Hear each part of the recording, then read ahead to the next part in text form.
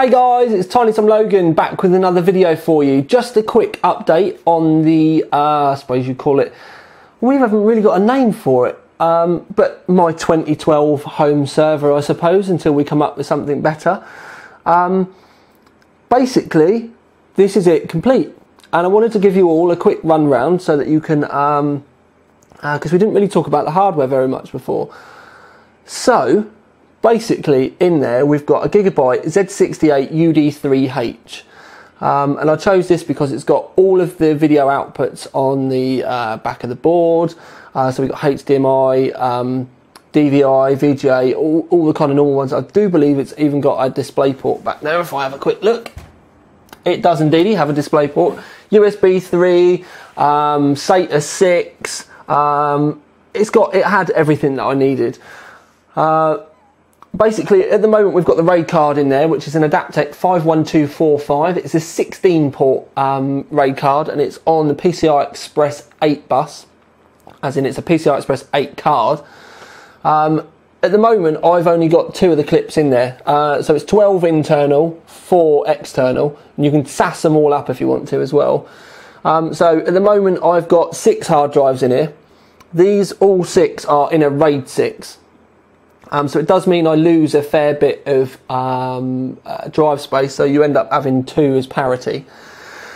So essentially I've got accessible storage in it. It's about 7.5 gig from basically 4 of the drives, because you've got like 2 spare. So I can have 2 drives die, replace them with brand new drives. Because of the RAID 6 and the RAID card, it will go in there and essentially work out the missing blocks, and hopefully, fingers crossed, it has happened once, repair all the missing blocks so I don't lose any data.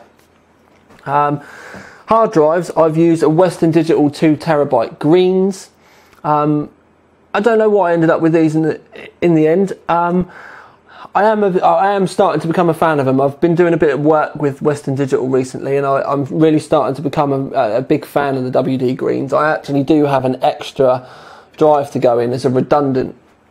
The boot drive that I've got in it is actually just a baby Mushkin 40 gigabyte drive, but because I run Windows Server 2008 R2, the footprint of the actual operating system is so small, it's unbelievable. I've got what I need on it now, and it's only 23 gigabytes.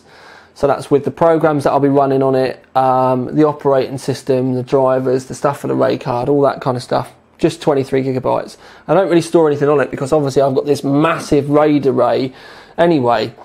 So the power supply, as I showed you before, is the Silver Power. It's a 460 watt passive. Now, for the eagle-eyed amongst you, I've not kind of brought you in yet. Generally, for my rigs, I have them with the fan grill pointing up so that you can see the fan spin, basically, because I think it looks prettier. Now, obviously, with that, the fan will be blowing down and blowing the hot air out the back, although you don't really get a lot of hot air. With this, where it's completely passive, and you can feel a couple of little warm spots on it, what I've done is I have put it what you know I would generally say is upside down, so it's the wrong way up. But the reason why I've done that is to work with the thermal dynamics. Now, heat, as we know, rises. If there's just an open grill in here with no fan on it or anything, the heat will just end up going in the case. So by doing it this way, the idea is that it does, you know, kind of end up going out the back, but it doesn't get warm really anyway. So I've just done this for the kind of longevity side of things, in the fact that I know that if it wants to, it can just go out the back. I could turn it the other way if I wanted, but I just did it that way. I know people are probably going to give me grief for the fact that I always tell them to have the other way, but in all of my performance rigs where we've got a normal power supply with fans and stuff, I always have them the other way around.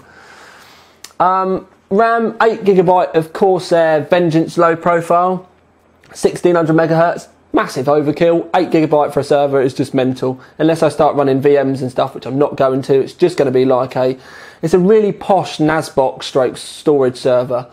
One of the things I've got installed on this is a little program that essentially it's installed on there, and then my TV's got Wi-Fi and LAN built in. My TV then sees the server So when I press source on my remote, it actually comes up with my server in one of the source things, and I can click the into the server and just go into the drive that we can do and go in like that. Bosh, bosh, bosh, done. And cut a long story short, it goes in there, and I can then stream my films and everything like that straight onto my telly, and my telly sorts out all the codecs and everything, and it means I don't have to mess about. To the point where I've done this quite recently with my TV, and it's almost making a HTPC redundant for me now that I've kind of got that all set up and running. I really, really like it. The only obvious good thing with like a HTPC and stuff is you can still mess about on it, unrar stuff and everything like that, whereas my TV is quite limited. I need to have worked on the files and everything before I can do anything with them. Other than that, other than the Noctua NHL12 cooler, which I've just reviewed, is epic. The fans that I've got in the back, I'm just looking around, I'm just going to, these are the, because people will ask me, they're the NFS for sugar 12 FLX fans, and then we've got the NFP 12s in the front. So we've got two in the front, the flexes in the back and in the roof, and then we've got the focus flow fan on the CPU cooler. They're all set with the fan speed reducers. It is that stupidly quiet that, again, when you turn it on, you have to look for the LED to come on, especially with the Fractal R3, which is the case I've now got it in. Once you get it all in there, where the Fractal's got the bitumen on the side of the case, it's so quiet, it's brilliant. Basically, the old case, which I'll show you just quickly, is now completely stripped. She's empty. All the hard drive bays are empty, and I've now got the because I was running backplanes, and to cut a long story short, I just fancied a change. And with the Noctua, it's got the dust filtering in the front, it's got the 220mm fans blowing straight over the hard drive, so it means it keeps all the drives cool, although they never got hot in there. But it just means it's a little bit more dust filtering, basically, and just to set it up so it's properly quiet. We did get a little bit of dust in there because there's no dust filtering on the front of the backplanes. It was the one thing that kind of went against it in the end. And obviously I'd had it a little while, and I kept the Fractal on purpose from one of the other reviews that I'd done many moons ago, actually. It's quite a few months ago, with the thought of building myself a new server, and I've just, finally got round to it, got it in. Obviously I've just gone Sandy Bridge i3, but it's going to be a while before any of the, before this i3 gets replaced, several months in fact.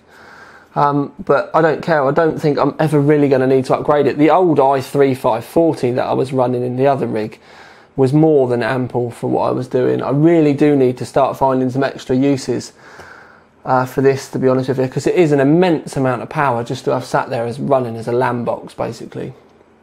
The only real good thing about it is because the RAID card, it's got 512 mega cache. I have got a dedicated network card, but I'm going to try for the first month or so, depending on the speeds that I get, to run the onboard network.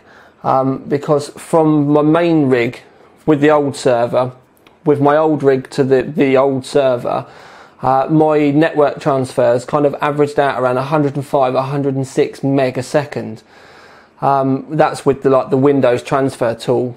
Do you know what I mean? And you can click down and see the speeds. It never went below 105 really.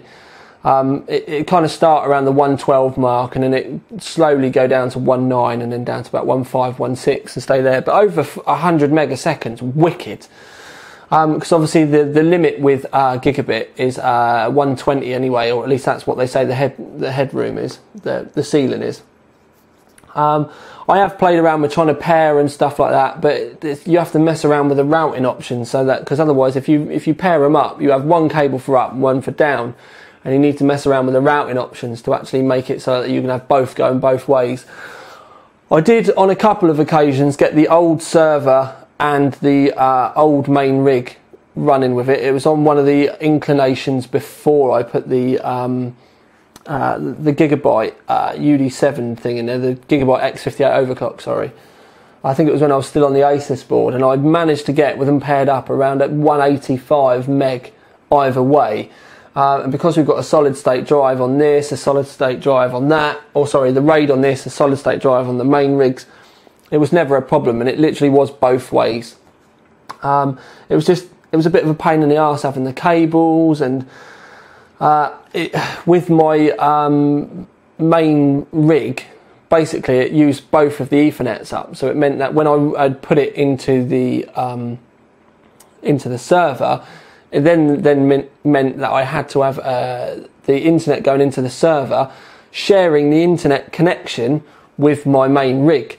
Now that's not too much of a problem, but it was all the setup, and it meant I always had to have the server on, and especially during the summer I was turning it off when I didn't need it because the room could get a bit warm. So it ended up turning into a bit of a pain in the bum, to be honest with you. So, and to be perfectly honest with you, 100, over 100 megasecond is more than enough. I don't transfer big enough files to really warrant all the hassle with pairing and all that kind of stuff. But Windows Server 2008 R2, a lot of you say, why don't you run other operating systems? I'll be honest with you, I don't know enough about them. At least with Windows Server 2008 R2, everything Windows 7 works on it. It's easy to find drivers, and everything kind of feels Windowsy. I don't really spend enough time just playing with my rigs to get in there and learn Linux or whatever the server configs are. And when this is overkill for my needs, and there's more than enough power to run this on Windows and everything, going into all the other ones, that may be something that you want to do and spend your time on. I just want it to work. I just want it to be reliable and not have any issues. And Windows Server 2008 R2 has not given me any problems. It's been a joy to work with, simple, connects in with all the rest of the network without messing about. It just saves me time, really. I don't need to spend any time messing around with other stuff. So it is a sad day that we are now finally going to be saying goodbye to the old server in the Sigmatech Utgard. It has served me well, especially for what that was when I got it, which was like a £58 case, £60 case. Got it for review a long time ago. I'm going to be sad to see it go because it's been a great little case. I don't like upgrading because I never know what to do with stuff afterwards. I still don't know what I'm going to do with this because there's not really a lot I can do with it. It's not worth me messing about trying to sell it on eBay because it's not worth a lot. It's not worth me messing about, giving it to someone because I've just not got the time to ask about with it, and trying to get money off of people for shipping and stuff. I just can't be bothered. So sadly, she'll either get given to someone that lives close to me that needs a case, but there's no front in it, or what will probably end up happening is it'll probably end up being sent to the great big computer heaven in the sky known as the rubbish tip. Sad times. But anyway, let me know what you think of the new rig, because I'm really happy with this now. Really happy with it. I'm going to stick the side on it now.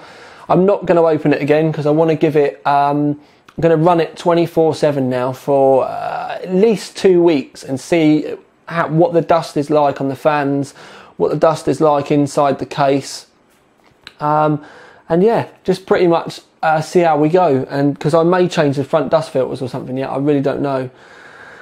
But I'm open to what you think.